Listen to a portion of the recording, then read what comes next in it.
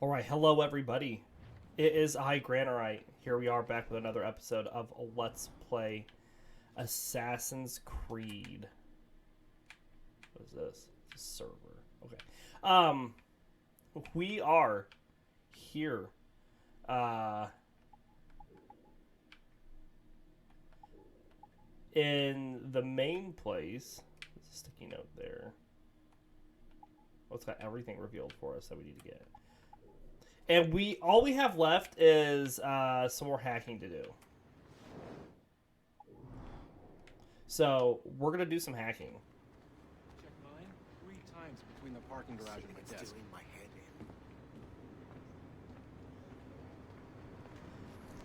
in. And then we just need to get these collectibles and a couple more sticky notes and such. So yeah, that will finish up this game. These collectibles don't count towards the 100%, but it just gives us content.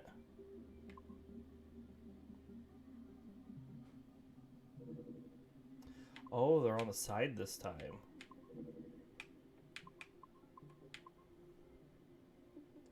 I was not paying attention to that. I'm having a hard time with this for some reason. Ah.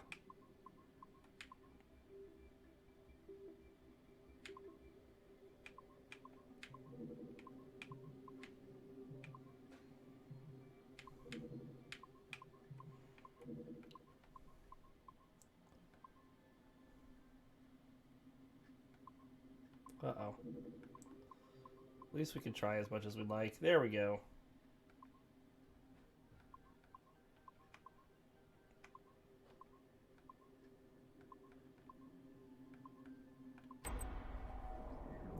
So we're going to see what is on these computers that we can find around here.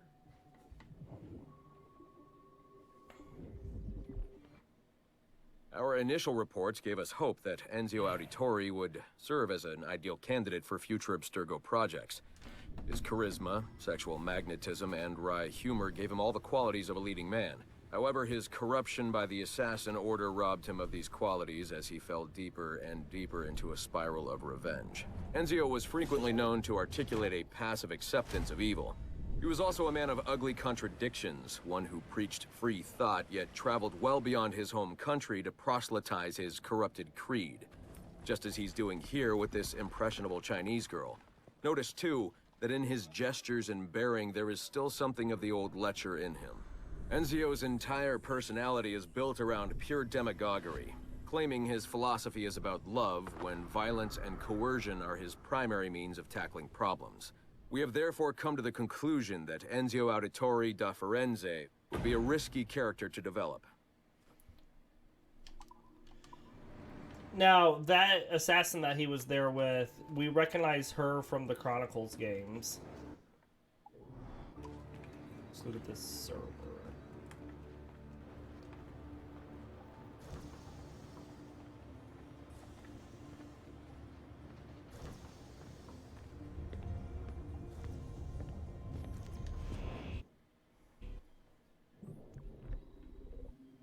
$2,058. Alright, well, let's just start by getting some sevens in here. Too much. That's double.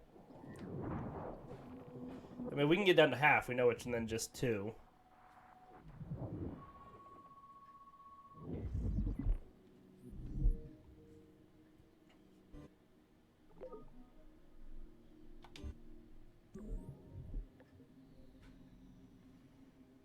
This is another one we gotta do all three. Means there's something juicy in here.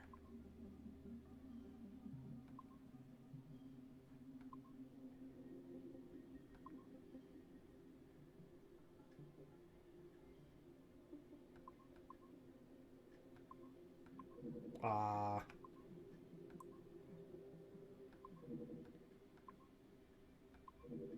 Well. Never claimed to be good at Frogger.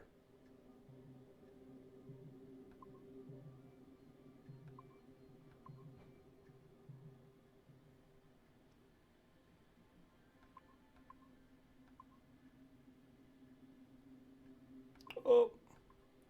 The one we were on. I waited too long on the one we were on.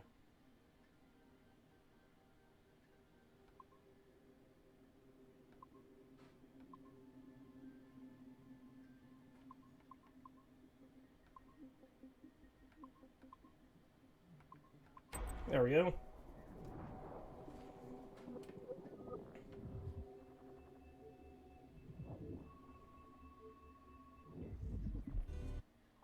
Our initial research into the life of Ratana Gaiden focused on a period spanning his late teens to his early 30s. But our researchers came away unimpressed by his calm and stoic demeanor, with occasional flashes of extreme anger. This was not the sort of leading man we felt comfortable endorsing. We decided, therefore, to delve into his early childhood, with the hope that scenes of pre-colonial America might hold some appeal. As you can see here, there is a certain naive charm and innocence to this young boy. Unfortunately, our researchers found this young man's story deeply problematic as well. For one, the omnipresence of the Mohawk culture lacks the balance necessary to tell the true story of America. And secondly, the Mohawk language would certainly be an issue for most of our audience. We therefore feel that although Ratana Tenkon's early life would be of some interest to our more educated viewers, it's unlikely that his story would appeal on a broader scale, being too foreign, as it were, to normal audiences. Our team recommends we pass on this property. Looking back on all the past Assassins we played on us.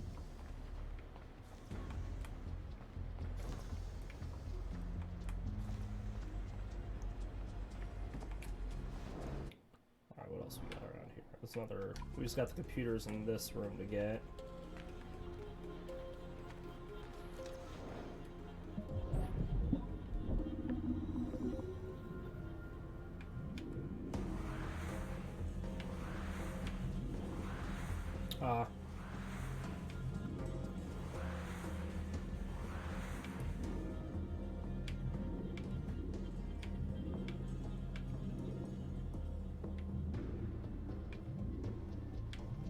Where do I need to go here?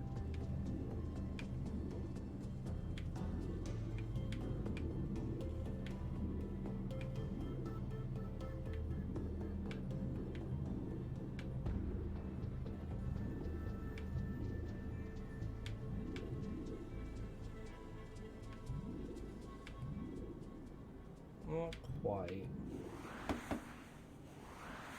There we go.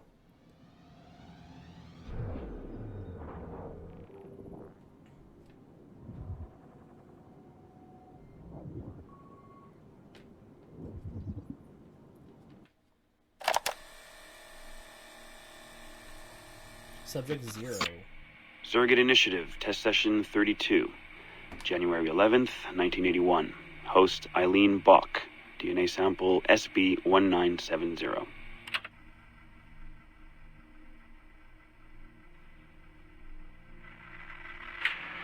Miriam? Miriam, is that you? Are you in here? Bartle! Oh, thank God you're safe. You've been very sick. Bartle! How did they find you? Oh, Jesus.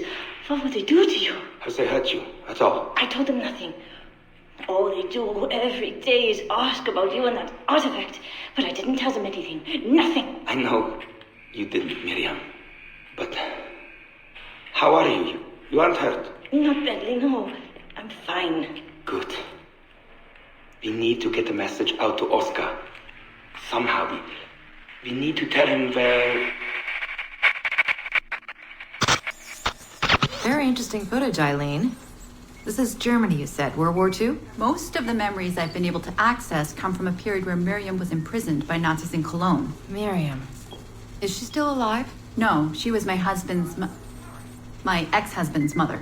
She passed away about 5 years ago. Well, she was spirited. An impressive lady. Definitely.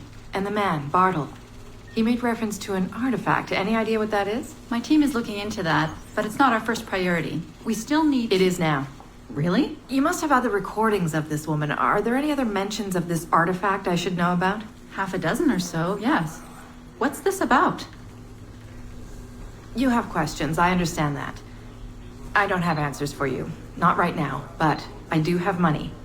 And if you get me those recordings and bring me any other artifact references you find, then I will triple your operating budget for as long as I can.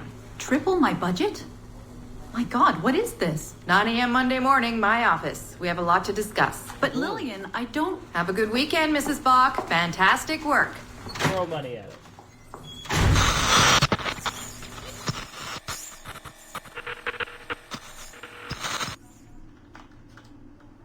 Throw money at the problem. Always solves the issue. Hello, this is Carl. Hi, it's Eileen. Hey, how are you? Good. Busy. Cold. The winter's been terrible. Seamus won't like that. The weather's been mild out here. Well, he's only coming for a month. He'll live. And I'll be so busy he won't have to worry about his mother bothering him. Still working 12-hour days. I should move a bed into my lab. Look, if you're too busy, Seamus can stay with me. No, I want to see him. We'll have fun. You're not too busy to be a mom and a genius. Of course not. His flight lands at 8:15 p.m. tomorrow night. You'll be there? Of course. 8:15. p.m. Let him know you'll be there. Thanks, Carl. I need to run. I'm sorry. Take care. You too.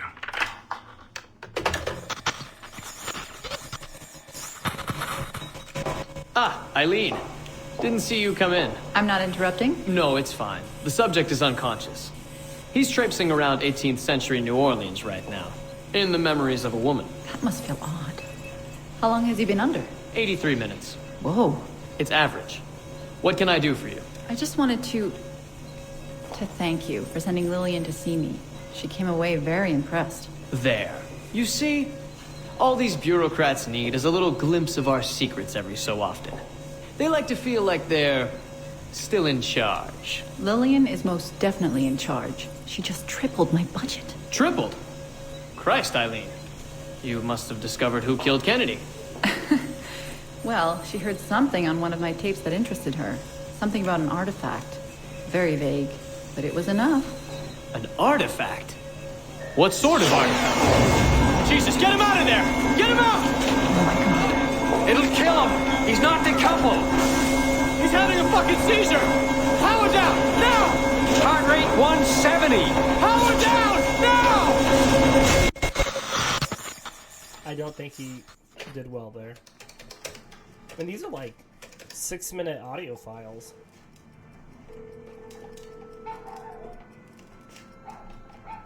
Eileen, Warren here. I was all ready to apologize for the late call, but you seem to be away. Maybe with your son. Listen. Since the unfortunate incident with Subject 1, there's been a lot of dire talk around the office about my Animus project. About shutting it down. About it being unsafe.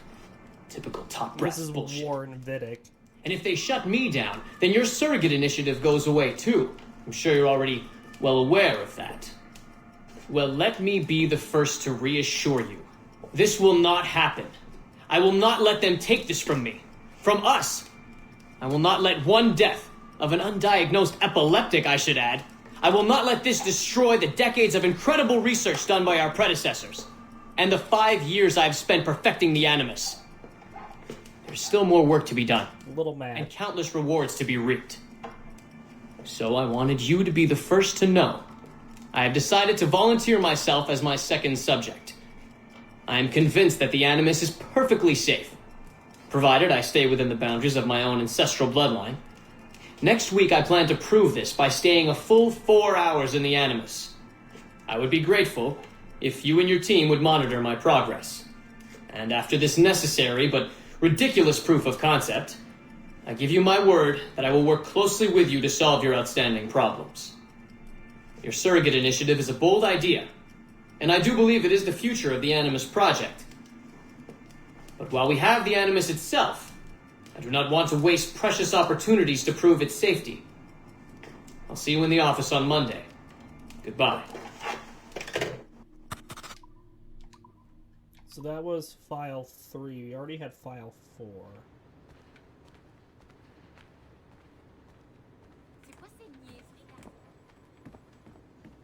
Did we have several more computers on this floor, don't we? Yeah, like 4 more.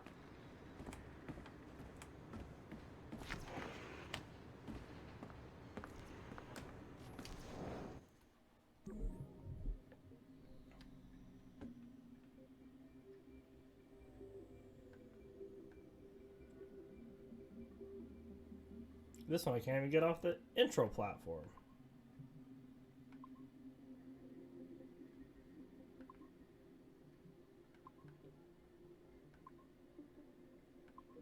Ah.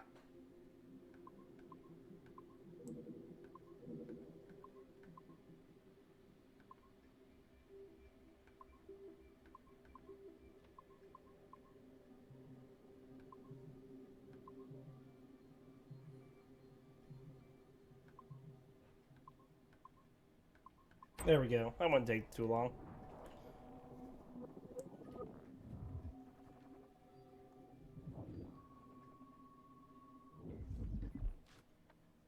Initial reports on Aveline de Grand Prix led us to believe she would be too controversial and impulsive to appeal to a wide audience. Teenage memories show her brainwashed and trained to kill political foes of her highly unstable mentor, Agate. Additionally, Aveline spent a disappointing amount of time in the Louisiana Bayou, consorting with smugglers of the lowest kind. Oh, I try never to think. Which we felt risked her appeal to our female audience, which is now approaching 50%. However, as Aveline matured, a new side emerged. A well-mannered and considerate lady of poise and compassion. Aveline came to embrace a new mentor, her stepmother, Madeline Delisle, a tireless fighter for the rights of slaves. Thank you, Madeleine. With some editing to prioritize this relationship, we feel Aveline's story will more than meet our needs. Our team recommends a go on this property. Get this one to market quickly. And we've already done that one with Abstergo Entertainment.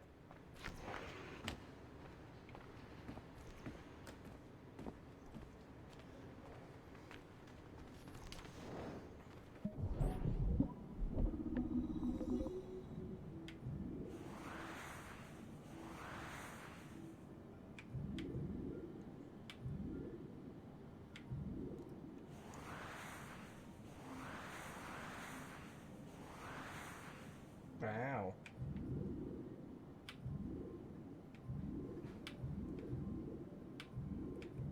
There we go. You just kind of explore it, eventually you hit it.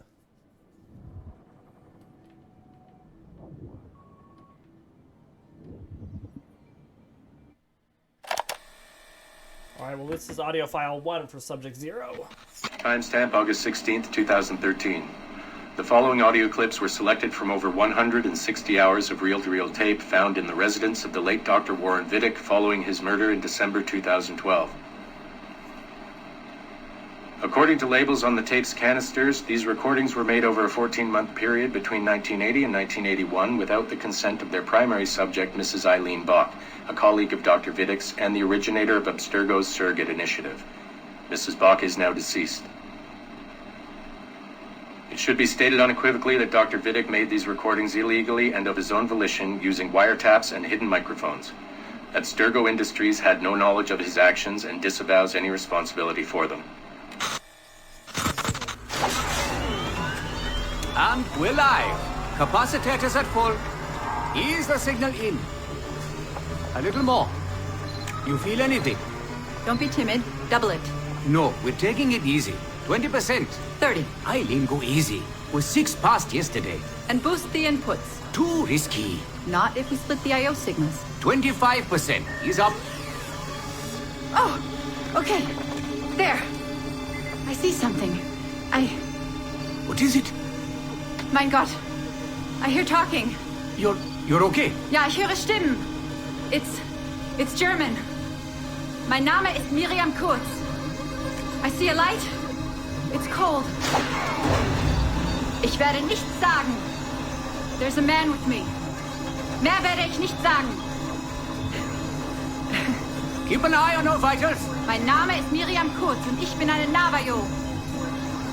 Des Hitlers Zwang, der macht uns klein. Noch liegen wir in Ketten. Doch einmal werden wir wieder frei. Wir werden die Ketten schon brechen. Eileen? Denn unsere Fäuste, die sind hart, ja. Und die Messer sitzen lose. Für die Freiheit der Jugend kämpfen Navajos. Switch off. Powering down. Kämpft Navajos. Get her out of there. Oxygen from the valve. No. No, Satish, I'm fine, really. Quit the heroics. Just breathe. Better? Yes, thank you. Did we get something? It'll take a while to parse. What did you see? It wasn't just seeing. It was feeling. Being. I was scared. You were shouting in German? I think I was in Germany. I was in Germany, Satish.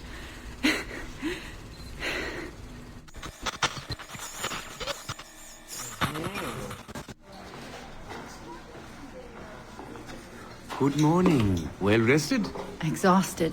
Yesterday was an incredible find. Seems so. What did it feel like? It's foggy, but I relived the memories of a young German woman. Early 20s, I think. A man was interrogating me, looming over me and asking questions. He was shouting, but I was shouting back, and then this poem just came out, like a chant. Fascinating. I'm eager for you to hear the tape. Is it ready? Yes, we transliterated the data onto an audio file. It took all night to process the language. Spool it up. Of course, have a seat. Judging by the subject matter and the setting, I'd say you landed somewhere in Germany in the 1940s, 1 or 2 generations back.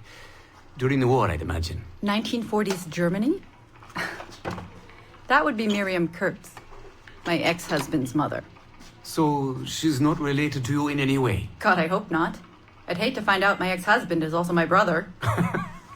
Well, if it was Miriam Kurtz, then we hit a home run. You tapped into someone else's bloodline entirely. Should we celebrate? We'll listen first. Surrogate Initiative, Test Session 23, July 29th, 1980. Host, Eileen Bach. DNA sample SB1970. It's a little garbled at first. This is you settling into the memory. Your name, say it. My name is Miriam Kurtz. Louder. My name is Miriam Kurtz, and I am Navajo. Where did you last see the artifact? Who holds it now? I'll say nothing.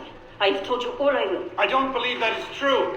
Who has the artifact? Hitler's dictates make us small, and are bound in chains. But one day again, we shall walk tall. No binds will us restrain. Enough! For hard our fists, yes, and knives at our wrists for you to be free. Navajos lay siege. Knock her away. Navajos lay siege. And that's where we pull you out. Whoa. What would it take to get a visual render of all that? Months, unfortunately. It took 13 hours just to process the audio. Visual takes much longer. But Vidic is able to record audio and visual in real time. How does he do it? His subjects are exploring their own genetic memories. That requires much less processing power. Hold on, sorry. Eileen here. Hello. You have 10 o'clock in Lillian's office. It's 10:13 now. Oh, shit. I'm sorry. Tell her I'll be right there. And tell her we have some good news. No problem. You in trouble? The monthly progress report. I'm trying to be honest about our progress, but no matter how much I polish our facts, Warren Vidic swoops in, promising the moon for pennies, and gets 10 times the funding for his Animus project. Well, we are using his Animus technology. He's the foundation. We are the skyscraper. Which is why he should be a tech lead, not a project director. Good work, Satish.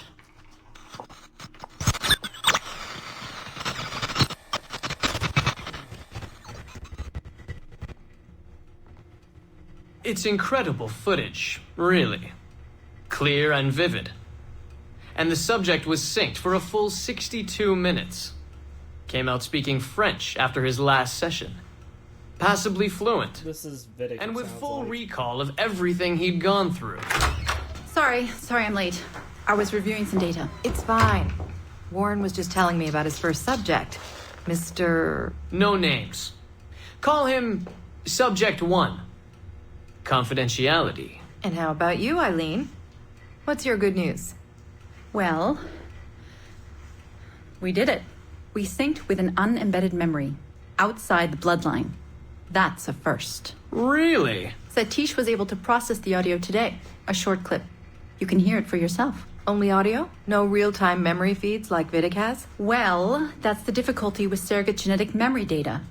Because I'm viewing memories not embedded in my own DNA, we can't rely on my cognitive faculties to help me process the signal. All we can do is record the raw data and transliterate it later. Hold on. You're running this experiment on yourself? I am. It's going well. I don't like the sound of that. Look, the sample I'm using, the DNA comes from my own son. It's safer this way. Ah, good thinking. 50% of my son's DNA is also mine, which reduces the danger by a huge margin. Meaning, I can now explore the memories of people who aren't directly related to me on his father's side. But for brief periods of time, I imagine. Right. Just a minute or two so far, but we're getting there. Come by the lab and listen for yourself. I will, when I have a moment. Unfortunately, work beckons. Ladies?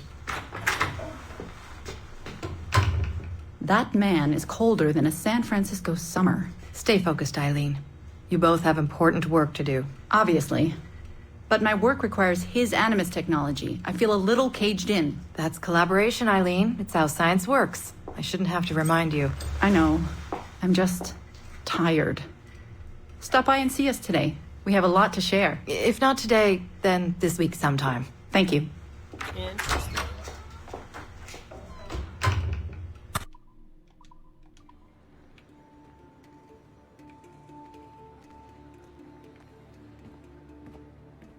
So really this is just getting us all backstory. Just more insight on how everything went down.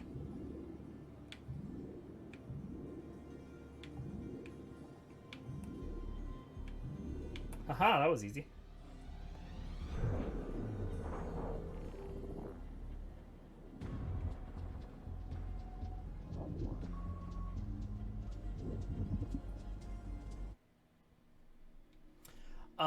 So we got Angels. Mama says Count Romsberg will take care of us now. Not so long as Papa and Uncle John work for him. Our home is big, but Trebonus, a small town. Mama seems happy. This is Prague. Elizabeth Jane Weston. Uncle John, everyone else calls him Dr. D, says that not all 5-year-olds can speak 3 languages or write as well as I do. I foretell a bright future for you, Lady Beth. I like reading, drawing, and writing poems, but mathematics are hard. John Francis, my brother, is better at calculations than I am. He is 1 year older. Papa wants me to get the same opportunities as my brother. He says I am fortunate that not all young ladies have private tutors. I study hard to please him. We are fasting this evening, Master Kelly, Uncle John announces. Papa grins. I know what this means. They will be working all night again. After dinner, I run to the parlor and jump on Uncle John's lap. His beard, unlike Papa's, is all white and rough. I ask him to tell a story. Uncle John makes everyone laugh, even Papa, who is usually so serious. He says they have to work now. Mama tells me it's time for bed. I pull the sheets over my head and listen to the low, humming voices coming from the study.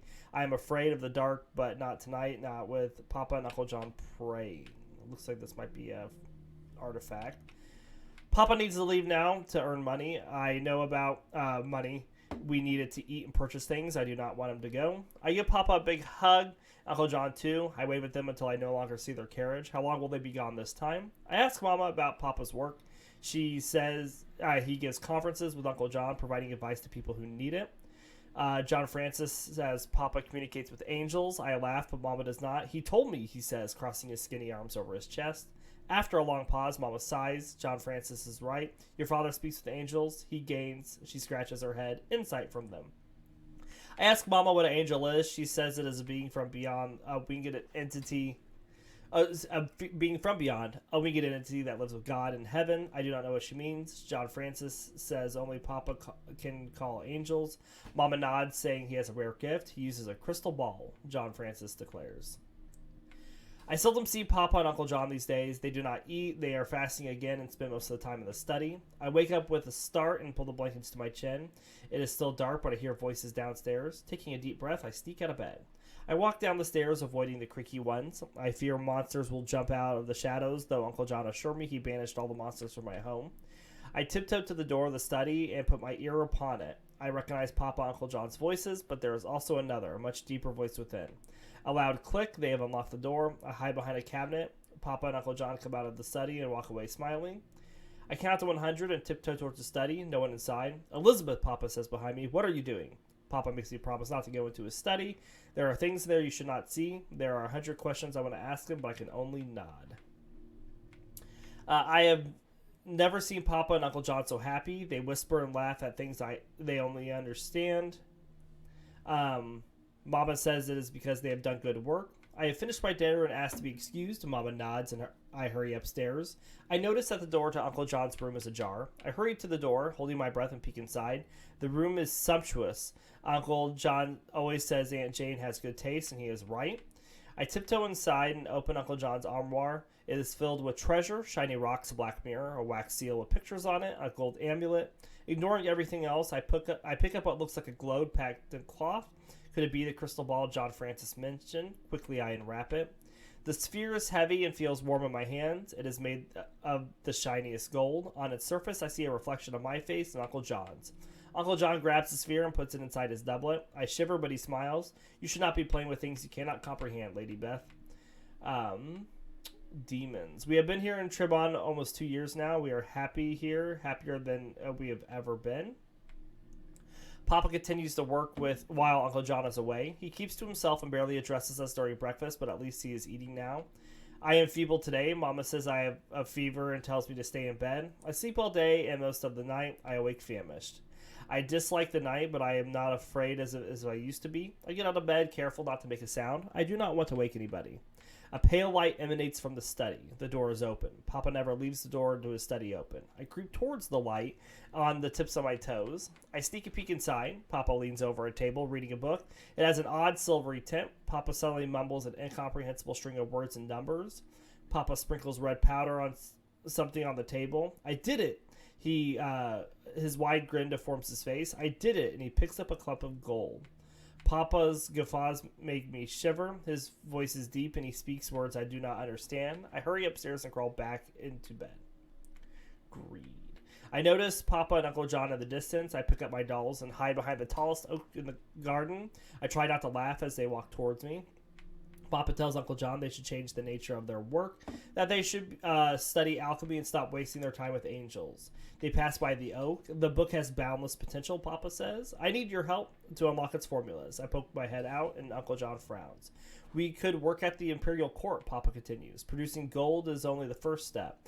Uncle John turns to face him. I hide again, hugging my dolls. You should not fiddle with this book, Kelly. I almost fail to recognize Uncle John's voice. You cannot imagine the evil it contains. It holds more than mere numbers. Papa protests, but Uncle John interrupts. You associate Master Hussey, the one who gave you the book, or your associate. I dealt with him before, long ago. He cannot be trusted. Papa says they could be rich beyond their wildest dreams. I take a quick glance. Uncle John shakes his head. No, my friend. The book will destroy you. Lust. Mama's in her room crying. She has barely uttered 2 words in days. I suspect she has not spoken to Papa. She has been avoiding his gaze. I am reading when a loud clang makes you jump. Is John Francis acting up again? He can be such a baby sometimes. Another clash followed by a shriek, a woman's shriek. I put my book down and hurry to the door. Papa and Uncle John are screaming at each other. I walk out of my bedroom, shouting a stop, but I hear sobbing now coming from Uncle John's room. Is Aunt Jane hurt? The door of Uncle John's room suddenly bursts open. Aunt Jane cries out after her husband, but someone interrupts her. Papa. I feel the entire floor shudder as Uncle John slams the door shut. He glares at me, fire in his eyes. I am paralyzed. My eyes well up. Uncle John takes my hand and pulls me away. You should not be here. He drags me downstairs. You should not have seen this. Wrath. Papa and Uncle John seldom speak now. When they do, they shout, which makes Mama cry. Aunt Jane stays in her room. I wish I could do the same. I wake up jumping. Papa is screaming again. I close my eyes, wishing things would be as they used to, but I am old enough to know better. A door slams, and I look out the window and see Papa walking towards the stable, shouting, "Envious fool." I watch him disappear in the darkness. I run downstairs. Mama sits in the parlor, sobbing in silence. I crawl under the sofa. It is time for me to leave. Uncle John's voice is filled with sorrow. You will be missed, both of you. Wishing Uncle John good fortune, Mama leaves. I stay hidden and watch Uncle John pace the room. I quietly follow Uncle John to Papa's study, producing a key. He looks over his shoulder and locks the door. At life's end, you will understand, old friend. Uncle John comes out of the study with Papa's strange silver book. I am doing this for your father. The secrets it holds are not meant for him. Monsters. Mama says she feels at home in Prague, but I do not. Papa will not let me do anything. He tells me the streets are not safe. Rumors. I like it when Papa brings me to Prague Castle. It gives me a chance to escape the home and spend time with him. He is seldom home these days. People from all over the world gather here at the center of European culture, as Papa puts it. I wonder why important people frown so much. Papa speaks with an elderly gentleman. His flowing white beard reminds me of Uncle John's. I sigh and take Papa's hands. He does not seem to notice. We do not dare walk the streets, so the old gentleman complains, even during daytime. Papa nods and saying that Prague has never been so unsafe. You know why Master Kelly, the Emperor, he leans close to Papa's ears. He is weak. He gives the people too much freedom. I hear that a killer runs amok, targeting noblemen and alchemists. There's a tremor in the old man's voice. They say he's a monster, a giant. Some say he's not even human, Papa declares. I squeeze his hand, wishing Uncle John could come here to banish the monsters from Prague. Toil. For my 10th birthday, Papa will show me his workshop. I will finally have a chance to see where he spends his days and many of his nights. Most people we encounter ignore me as I follow Papa through the corridors of Prague Castle, but some scowl and roll their eyes when they see me. The windows in this part of the castle have been sealed off with bricks and mortar. Papa carefully locks the door as we pass through. Papa's workshop is a treasure trove. There's a myriad of items here, each more wondrous than the next. Colored powders, ancient scrolls, amulets. Papa works all day reading formulas, mixing powders, boiling liquids. I watch from afar, afraid to disturb him. His work is so important. Papa constantly mutters to himself. He blinks a lot and often glances over his shoulder. He makes me nervous, especially when he barks strange words. I cannot do it. Howling, Papa throws a glass beaker to the floor. It explodes in 1,000 tiny shards. I cover my face. I need the book. Alchemist. Night has fallen when a young visitor interrupts Papa's work. He enters the workshop and announces that the Emperor has summoned the alchemist. Papa tells me to wait and warns me not to touch a thing. Then, frowning, he quietly takes my hand and drags me along. You must remain quiet. We enter a dark room where a score of men gather around a long table. Papa motions me to stay behind with the assistants and apprentices. A large man in black clothes with white ruff and fur hat enters. Everyone bows, and I take a step back, hiding behind a lanky youth.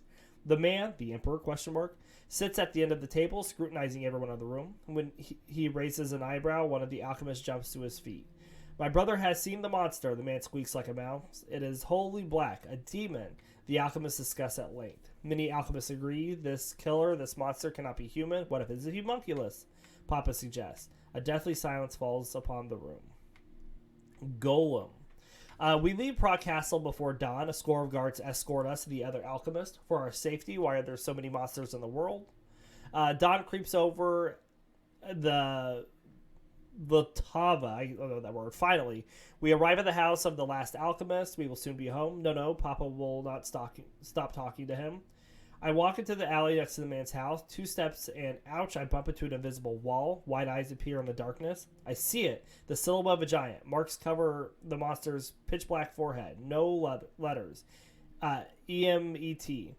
I stare at the wide eyes. What are you? I've been called many names. Papa's voice is strange and guttural.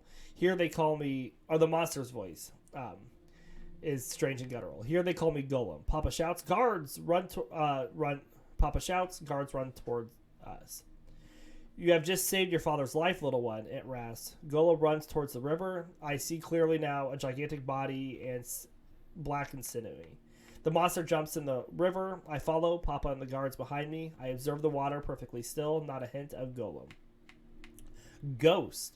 We have never discussed Papa's imprisonment, not one word about it in over 3 years. Now that John Francis is away, I alone must care for Mama. Nightmares. Papa will be released from prison today, but Mama worries. She says she has one last chance to satisfy the Emperor's expectations. Standing in front of the house, I hold Mama's hand. My heart beats quickly as I behold Papa's carriage. I forget to breathe when it stops, 2 paces before us. Mama trembles when the carriage door opens. A pale, emaciated man with a long grizzled beard steps out. Papa! He walks by us as if we're ghosts. Mama has prepared roasted lamb, Papa's favorite, to celebrate his return, but he does not eat. He simply stares at his plate, silent. Mama makes idle conversation, pretending without much success that nothing is wrong. Papa suddenly stands up. His chair hits the floor with a loud thud. Papa storms out of the dining room, pushing invisible spirits out of his way. He shouts in a strange tongue, the same language I once heard him speak when I was little. My heart is in a knot. I hold back tears. I take Mama's hands. Nothing I can do or say that will ease her sorrow. What will we do now? Failure. The Emperor has restored Papa's status, but soldiers guard our house. They are not here to protect us, but to make sure Papa does not leave Prague. A month has passed since Papa's return. He remains distant, but at least he does not completely ignore us, though he works ceaselessly. I walk through the open doorway of Papa's study. The platter Mama has prepared for him in my hands and stop. Papa sits on the floor and begins to howl. I drop the platter and its contents spill across the room. I run to Papa and kneel next to him. He grasps my hand and immediately falls silent. Papa's nails dig into my flesh. I bite my lip to suppress a cry. He suddenly raises a tight fist in front of my face. I close my eyes. I cannot do it. Papa's voice is bleak and desperate. Not enough. Not even a handful left. I look at him. Tears run down his ashen face. Slowly revealing, as if revealing a priceless treasure, he opens his fist. In the palm of his hand is a tiny bit of red dust. Curse you, D. Confinement.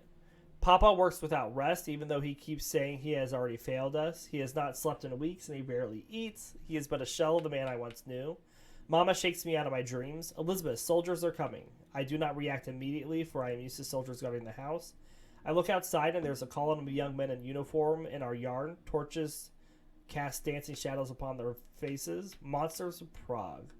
I open the door, and the officer and 6 stern-faced men step inside. The officer clears his throat. By order of, no, Mama dots forward, tears streaking down her face. I hold her back. You cannot take him away. You cannot. Not again. The soldier's eyes widen. Papa walks towards us, his face twisted in a demonic grimace. He murmurs a prayer in a strange tongue. Only he seems to understand. The officer tries to reason with Papa. Howling, Papa jumps on him, clawing at his face. A soldier strikes his head and he falls. Mama wails as they take him away. Tumble. I am 16 years old, and some of the guards in Neven Castle have taken an interest in me. They insist on making conversation every time I visit Papa. None of them interest me. Most are boorish cretins. Others are more bedraggled than hogs in mud-filled sties. But I always smile and remain courteous. I take a deep breath when, in the distance, I spot Heaven's Tower. I try not to think of the babbling louse I have to confront before seeing Papa. What is this? Across at the top of the tower, I walk more briskly than my heart stops. Papa, he stands at the edge of the tower, arms wide open. I run towards the castle, and I see Papa clearly now, a skeleton in tattered robes. He stares at me, not at me, but beyond. You have come. Free me, divine messenger, free me. Papa raises his hands to the sky as if praying. Heavenly guardian, guide my fall. He jumps off the tower. I support Papa's broken body. He bleeds profusely, but holds my gaze. His demons no longer haunt him. D was wise. He exhales his last breath. Divinities. News of Queen Elizabeth's death reaches Prague. The Virgin Queen, after which I have been named, has passed away 1 month after my wedding. Tribute. A knock at the door disturbs my thoughts. I lift my head from the blank page on my desk and put my quill down. Come in. Johannes, my husband, steps into my study. A tussock of raven hair brushes his face as he lowers his head. How remarkably formal of him. He apologizes for disturbing me while I work. I frown, feigning annoyance, but fail to suppress a thin smile. I seem incapable of writing today. Johannes' face lights up. His thumb absently caresses the ivory handle of his cane. A package has arrived. It is addressed to Lady Beth. Lady Beth, only Uncle John calls me thus. I have not heard from him in years. I run out of the room and hurry down the stairs as I used to when I was little. Ignoring the letter accompanying the package, I quickly peel the layers off the cloth, what I assume to be a framed painting. The painting depicts the Virgin Queen, 2 ladies in waiting behind her, standing in front of 3 goddesses. How thoughtful of Uncle John. 3 goddesses. Johannes and I stare at the painting, mesmerized. Magnificent. My eyes then fixate on the verse engraved upon the frame. Johannes contemplates every last detail, every tiny stroke, every subtle hue. Master Johannes, Leo, husband, jurist, and connoisseur. See what lies on the ground? Johannes points a finger, first at the golden scepter, then a quiver of arrows, and finally at the fallen roses. Juno, Minerva, and Venus. Johannes shakes his head, laughing quietly. He had not expected me to answer. He should know better. Or Hera, Athena, and Aphrodite. Johannes' nose is 2 inches from the painting. The 3 goddesses whose beauty Paris judged. I remember the story well, having read it several times. This painting is an allegory, my husband says. I suspect otherwise, but I do not contradict him. There is something familiar about this painting. Is this? Yes, the golden orb. Identical to the one found in Uncle John's room when I was a child. Fairy Queen. I sit alone in my study staring at the painting Uncle John has given me. My hands tremble as my fingers brush the edge of the dry wax seal of his scroll. I carefully break the scroll seal and unroll it. I immediately recognize Uncle John's penmanship.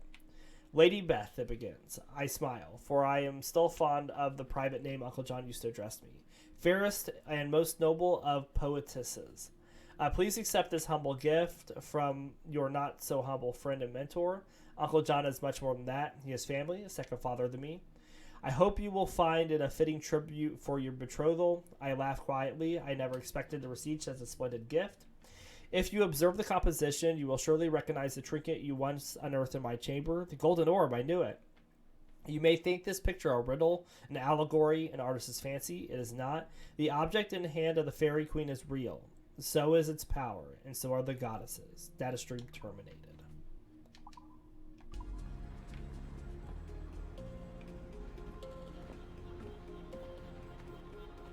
Alright, let's get into this computer.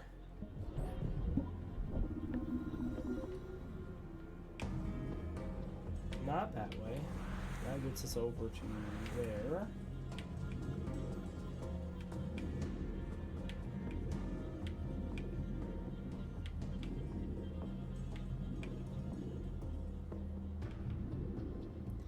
This is where we were.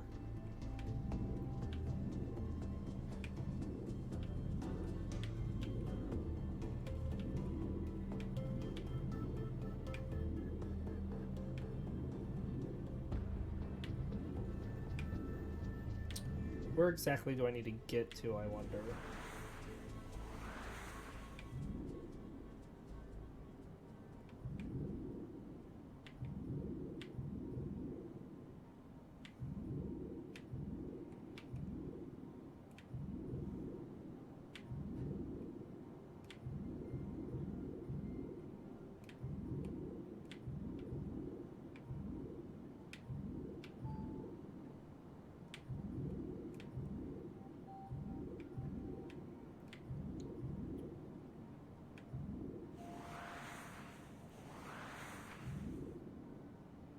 So it looks like I need to get there.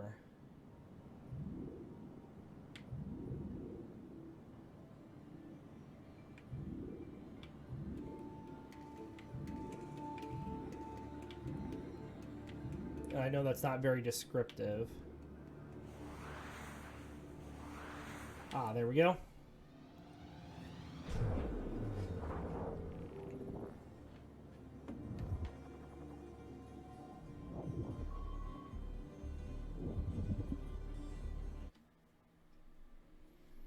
Unlock the secrets of our past. Computing makes mind reading possible. Book with the Animus stuff. Animus prototypes. I think that's everything on this floor. Maybe not. Have we? I don't think we got the cameras on this floor. Maybe we did. It looks like they're open. So we had 6 hacks left. 1, 2, 3, 4. I see 5 here. Unless we still need to get the cameras. But I don't see anything on this floor that's left. I know we already got the cameras there.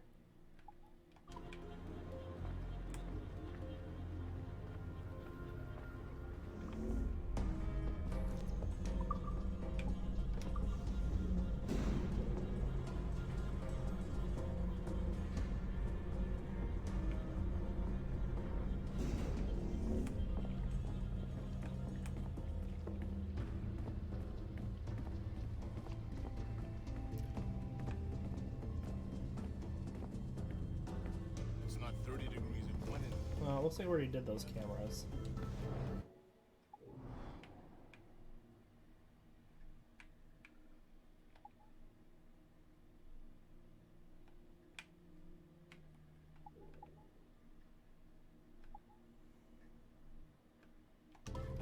Oh no, we'll figure it out.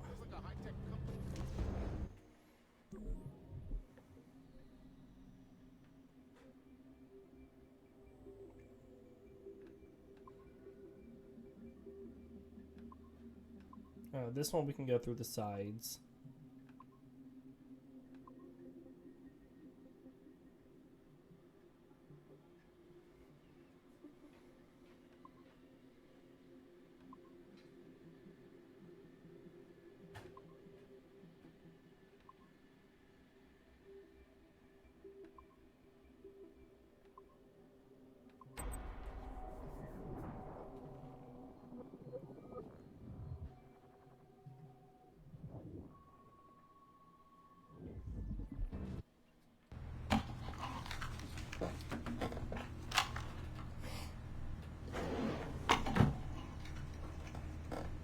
February 12, 1981.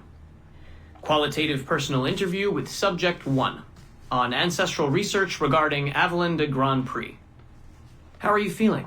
Any side effects? Not really. Aside from the headaches. They've been worse since I started staying in longer. But I don't want to stop. I like her. I want to know what she does next. What's it like? Reliving her memories. So different. The Animus, I mean. The past. At first it was confusing. Distracting. Like New Orleans, the stench. I wasn't expecting all the smells. Smell is the sense most directly linked to memory. When I'm in her memories, it's like I can smell more than I usually can.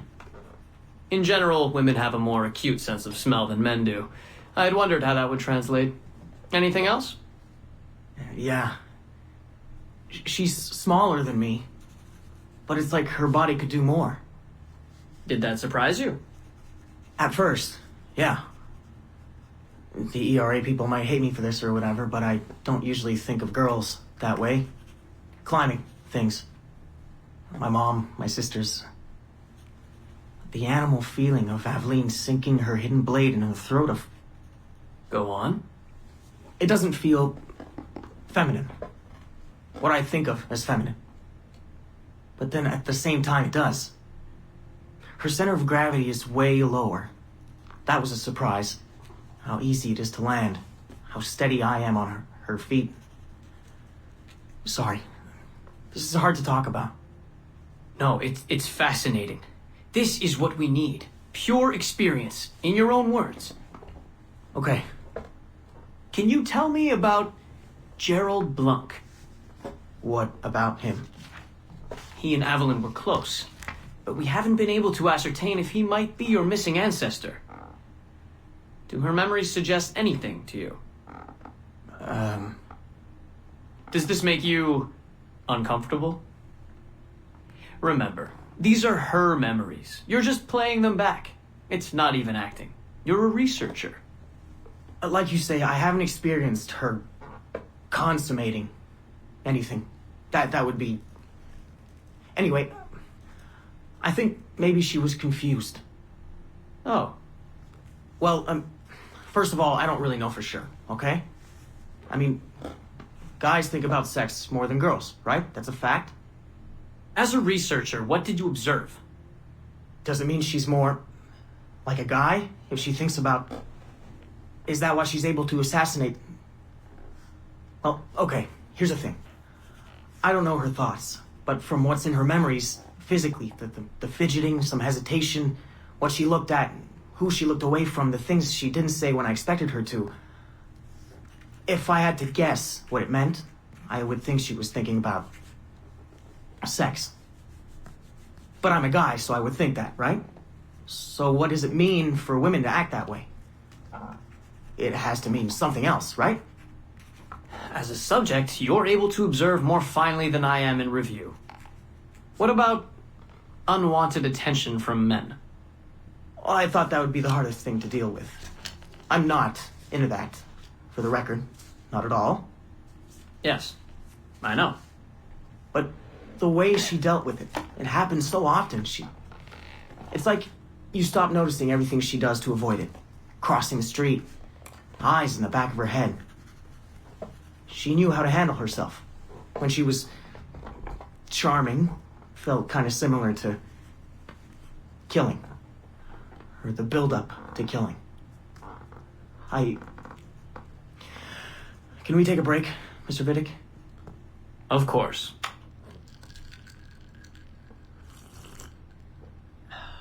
We're ready to go on? Yes. Avalon was black. And white. On her father's side. You're sensitive to that? I guess. I mean, I'm white. Aveline looks black, so that's different. But you get used to it. Like with the girl thing. Until someone makes you not used to it. What do you mean? I don't think I've ever had to think so much about what I'm wearing or how I'm walking. But Aveline, it's like she goes through her whole life in these uniforms. People expect her to behave in a certain way. Definitely. Sometimes I worry I'll slip up and play too relaxed at the warehouse and, I don't know, blow her cover. You can't blow her cover. I know. I'm just replaying the memories. I can't change them, I know. But I see it, right? It's a risk. It's... Stressful? Yes. It's best when she goes out as an assassin. On the roofs or in the bayou. I think she was more relaxed that way. Can you imagine? You're only relaxed when you're going to kill someone. Let's stick to memories rather than imagination. What about the slaves? They're kind of just... everywhere. I mean, that sounds bad. Slavery is bad, but no one's acting like slavery's bad. It's fun when she frees slaves. Is it supposed to be fun? We're not looking for supposed to. Focus on what it is.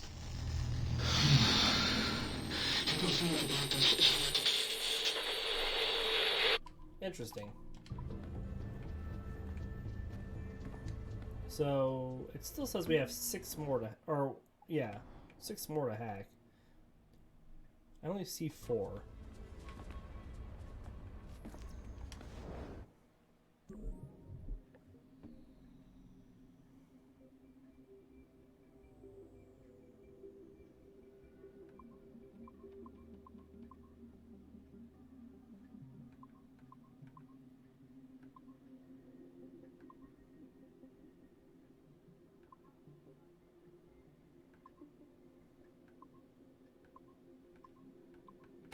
Aha, first try.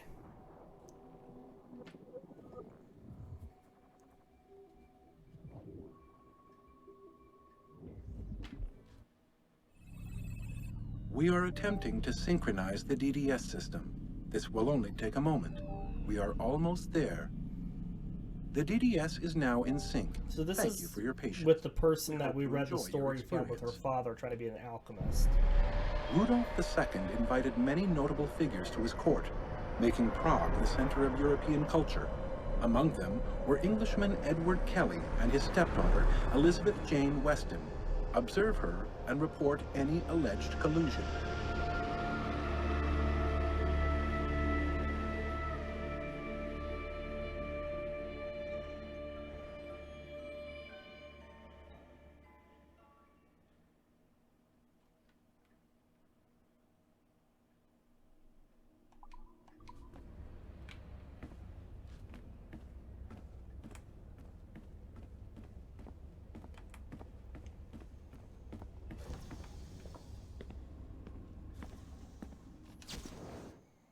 Got a note here. We submit ourselves to the eternal servitude and service of a grander fulfillment. We submit the world to itself, it being a product that feeds life to life and death to death. May she, mother, sister, wife, lover, friend, bring light to the darkened mind and humility to those who succor for its wisdom. Guide us into the gray, beloved, guide us. I think these are from the Sage, honestly.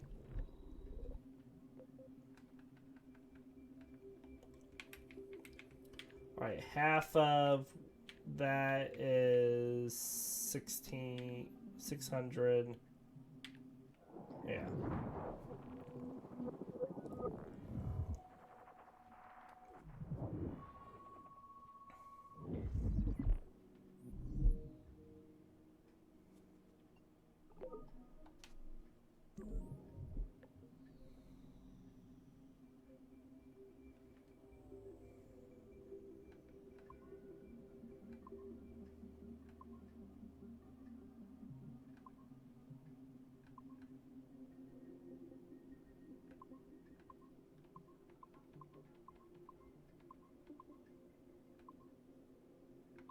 Ah.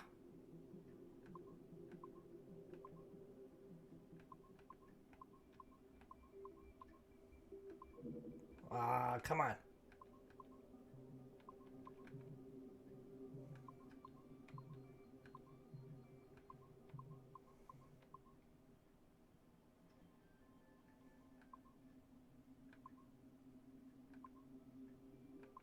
There we go.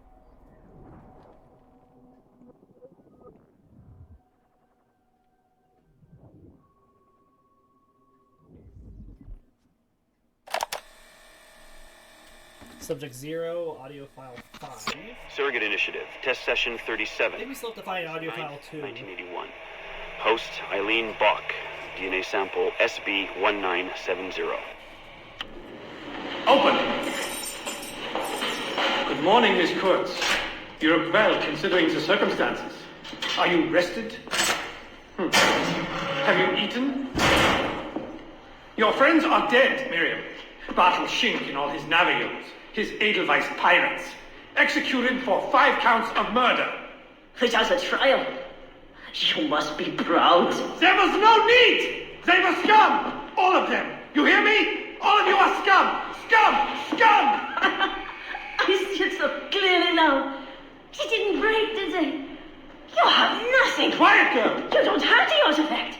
If you did, you wouldn't be talking to me at all. Never use lay seat. I said never use lay seat. Never use lay seat. Quiet!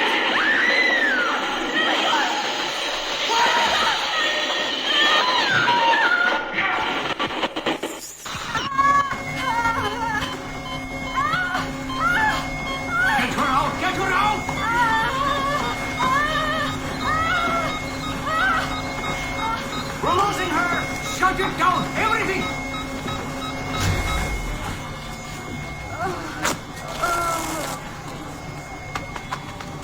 Eileen, open your eyes. Can you hear me? Eileen!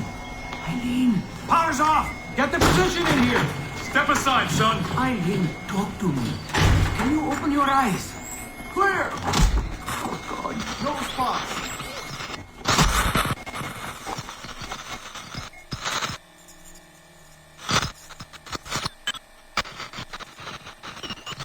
She died in the memory, she died in real life. Something like that, it seemed.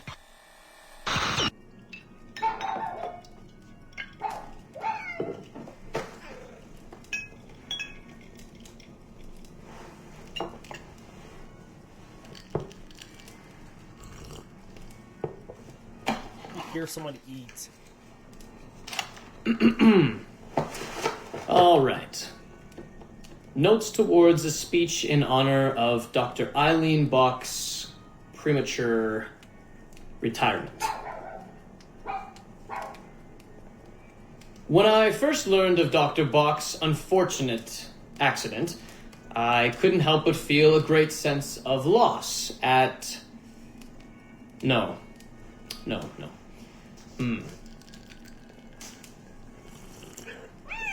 Come on, Vidic.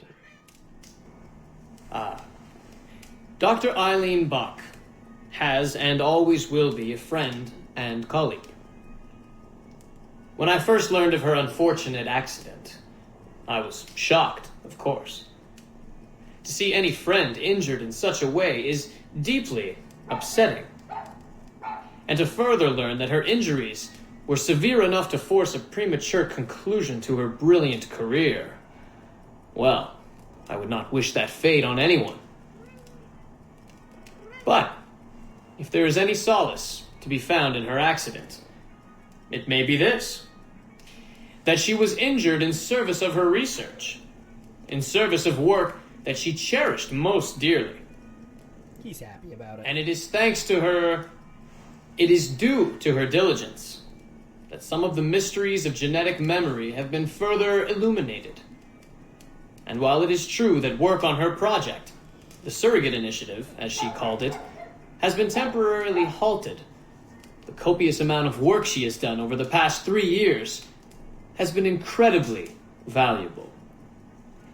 So while her work has been suspended for the time being, her legacy will most certainly live on.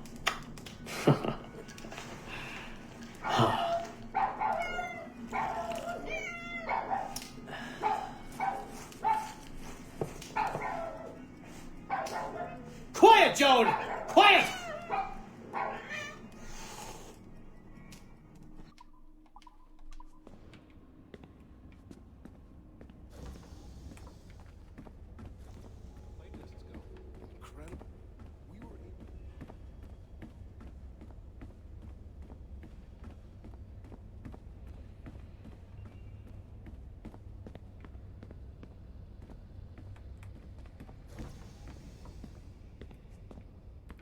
Our last sticky notes in here.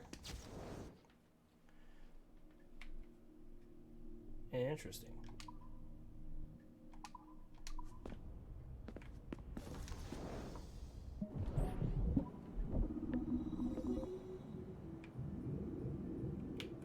Oh, I thought we had it for a second.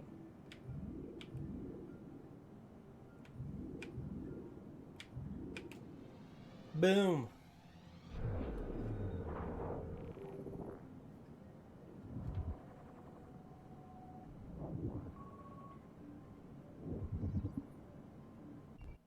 So, this will be a short one, Dad.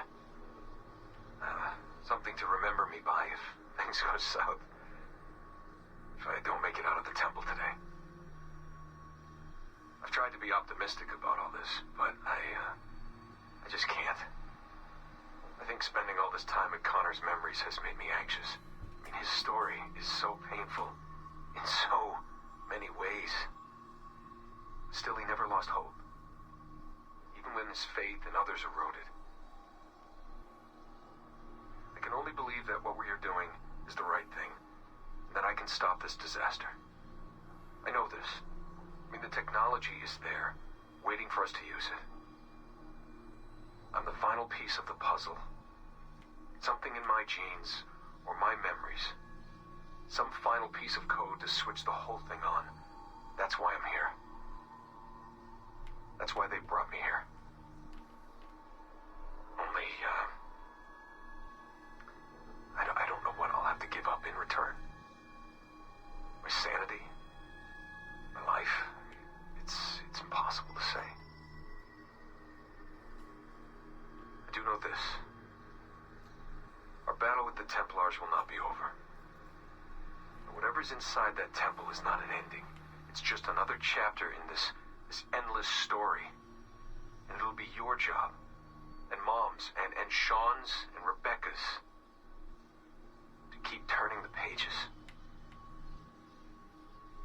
You know, I keep thinking about something Orson Welles once said. Something like, if you want a happy ending, it all depends on where you stop telling your story. So maybe that's the answer. Maybe that's how people keep marching forward.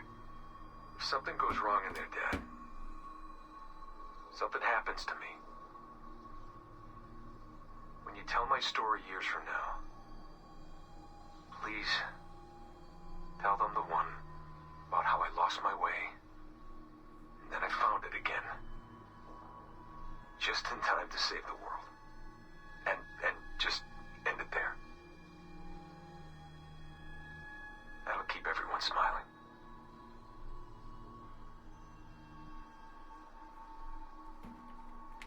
Goodbye, Dad. Say hello to Mom.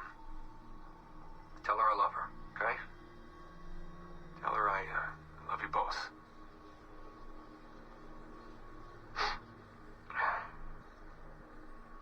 I love you both.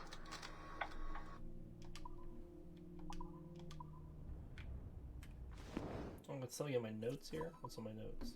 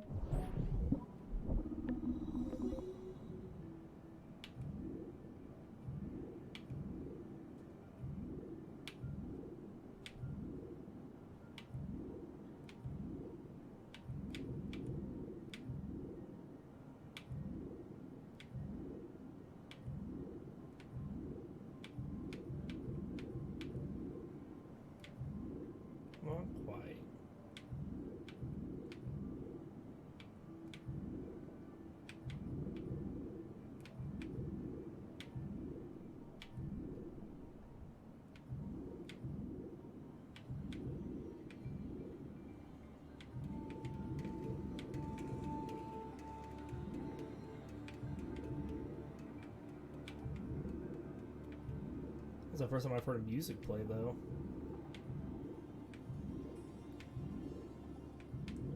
Which one am I going for? It looks like I need to go, like, there.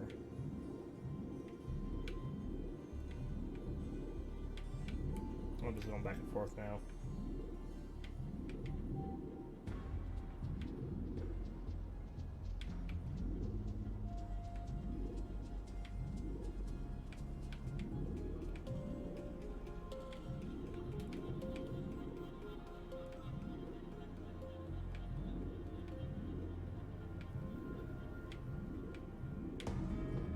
There's only so many paths you can take.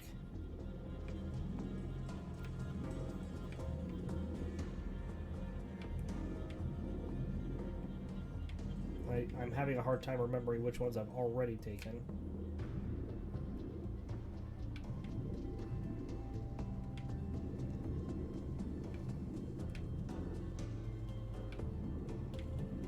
There we go.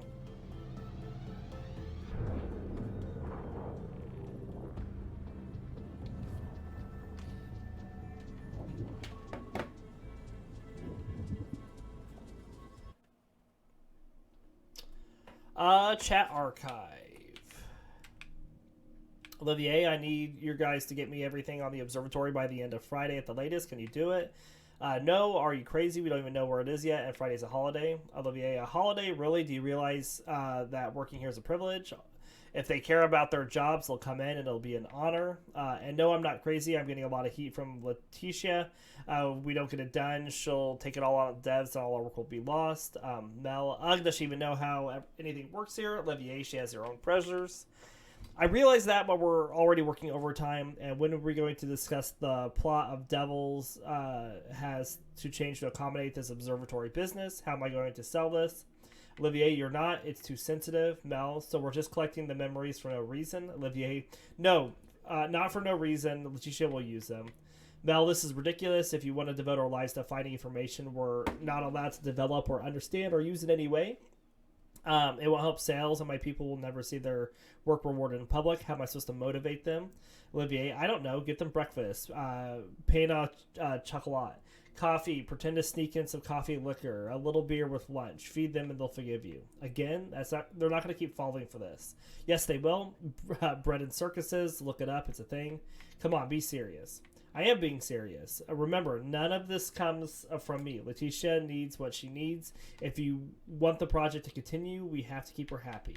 The observatory doesn't have anything to do with pirates anyways. It would only complicate things, take the focus off the action. But it's fascinating. I realize it's more mature and complex. I can't believe I'm arguing this, but we are crazy not to use it. We imagine we could be selling to pirate fans and conspiracy theorists all at the same time. The potential for market growth is huge. We cannot use it, so please stop asking. This is insane. As you already know, Melody, this company is a subsidiary of Abstergo Industries, and Abstergo Industries has a different culture, and they're hierarchical and rule-driven. We may not always like it, but if we want to advance in this company, we have to be careful. You're protecting her. I'm protecting you.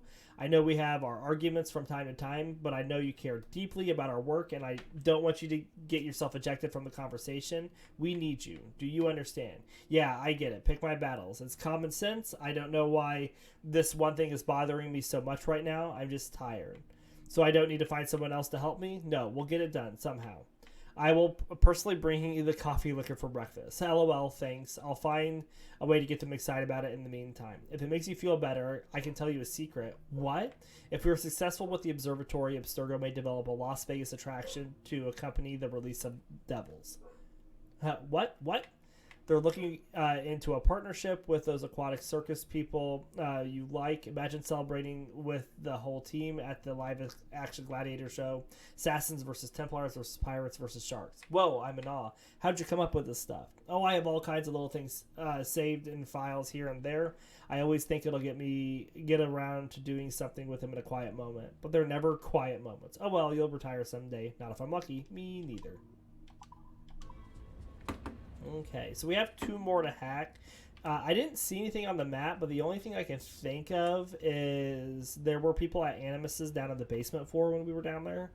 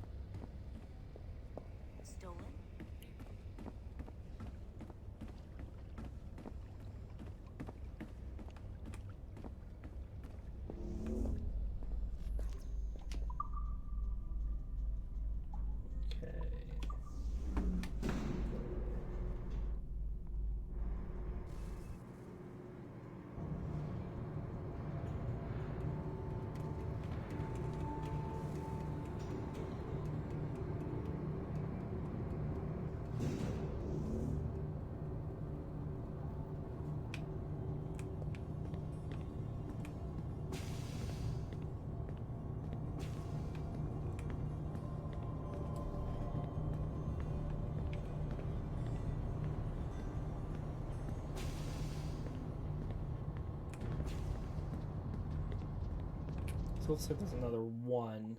Oh, there is 2 more down here. Okay.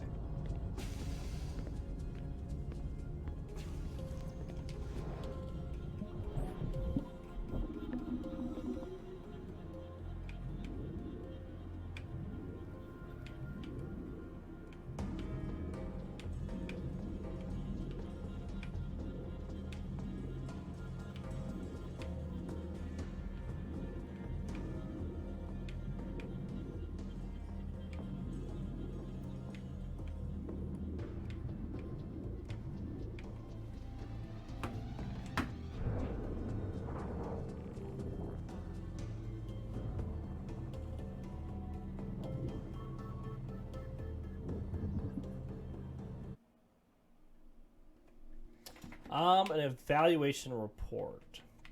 This would have been leaked from within. This is a classified document viewed on our own network. Someone should hang for this. Strengths, experienced agent's military special forces background as a definitive asset. Obedient, follows his orders without question. Leadership qualities. Agent lacks finesse but inspires loyalty in others. Dedicated, agent is wholly committed to our cause. Definite potential, could be IS material. Weaknesses, agent is young, has a young daughter, could be a liability. Other notes, agent is ready to take on greater challenges, recommended giving agent leadership responsibilities, recommended sending agent on level 5 mission. Photo of Abstergo. This photo is labeled Florence, makes it clear we have a leak who survived to transmit this photo. This one is labeled Sigma Team Strikes Again. This poster claims Abstergo agents kidnapped William Miles, but Miles is not pictured in this picture. Could be anything. Updated evaluation of Abstergo, dated 12/12/03, confirms that a leak persists, perhaps still exists.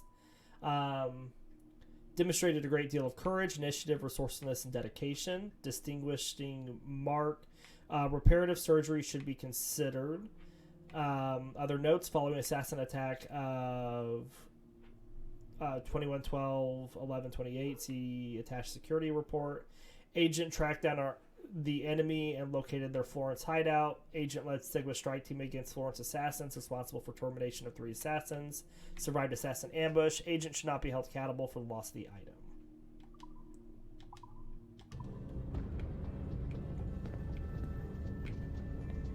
Not the way out.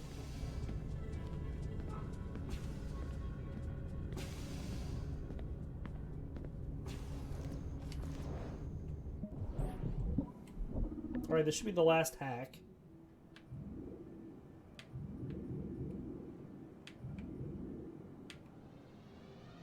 Oh, it was easy.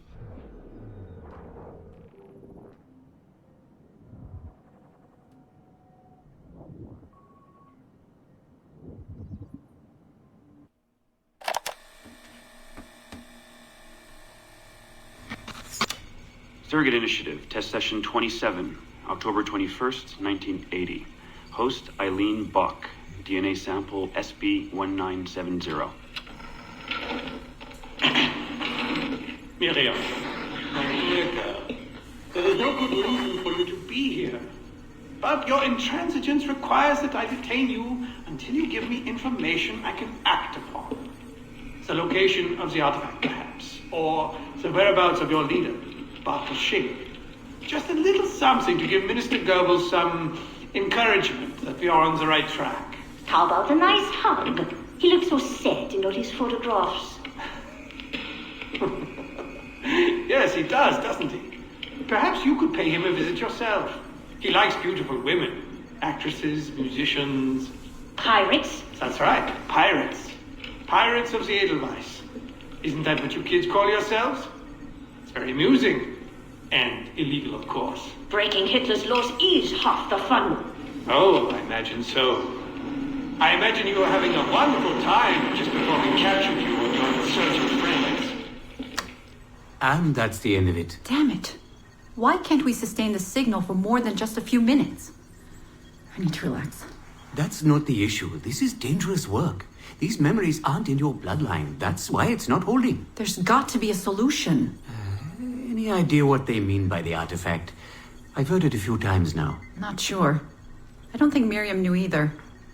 Not much comes into her mind when she asks about it. But she's protecting the other members of her group, the Edelweiss Pirates or something? Yeah. Bartol Schink. Have we looked him up? No, we can. We should. Put your intern on it. Right. High priority. Yeah. This isn't getting any easier. Jesus.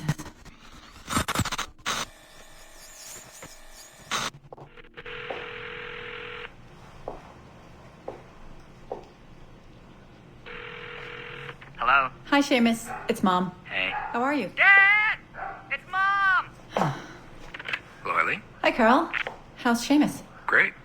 We were out shopping for school clothes. Yeah. The summer just sped by. They all do. I never seem to notice. No windows in the office. Right. Trapped in a lab. So, did you need to talk? Yes, sorry. I was curious about your mother, actually. Oh. Okay. How much did she talk about the war when you were growing up? Not often. Bits and pieces. Why? I was doing some research last week about World War II, and something came up about the Edelweiss Pirates, or the Navajos, and your mother's name popped up. Really? That's an odd coincidence. Does any of that ring a bell? Yeah. Mom ran with that group while the war was on. There were a group of kids who wanted to avoid the Hitler Youth programs, but in later years they escalated their activities to, bigger ideas like vandalism and sabotage. But why Navajos and pirates? Just some of the names they used. Navajos, Edelweiss Pirates, you know kids. There were little pins, little white flowers. I may still have hers. That's interesting. And this is for work? Researching my mother? Not exactly, but... Sorry, I can't talk about it. Right. You never could. Hey, don't. I didn't mean to be flippant. No. Don't mind me. All for the greater good. I like to think so.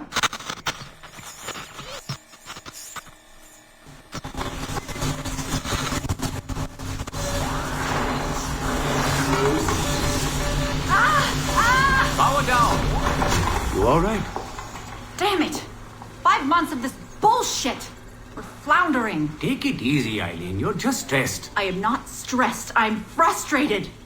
I'd like to go again this afternoon. No. There is no reason to rush this. We're hardly rushing. We're running into the same wall over and over again. Why can't we push through? Why can't you keep me in the Animus longer than 2 minutes? Because surrogate genetic memory data is fragile. The EEG is exploding and your brain is doing too much work. The longer you stay in, the more damage it does. It's even possible that... Possible that... It's possible the memories we're digging into could eventually overwrite your own. Like information on a tape drive. There's just not enough space in your head to do both. Here I come to save the day! Good afternoon, all. Did you invite him? No. But you did. Remember? That was months ago, Warren. What do you need? I wanted to stop by. Check on your progress. Well, apparently it's still too dangerous to keep me under for more than a few minutes. I always suspected that would be your biggest hurdle. The genetic memory sequencing is the easy part, if time-consuming. But the replay, that's something else. Yes? Let's think this through. My subjects are diving into their own genetic memories, so the information is already encoded in their heads. Which means the Animus has less work to do.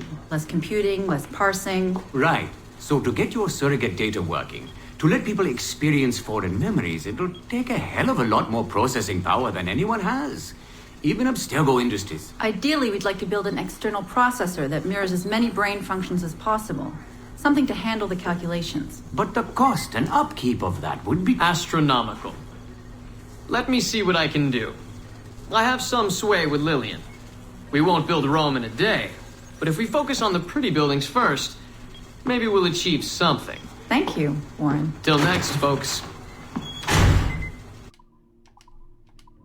Alright, that should be the last hack. And that's everything that Black Flag has to offer. So we're going to end the video here. We do hope you all enjoyed, and we'll see you next time.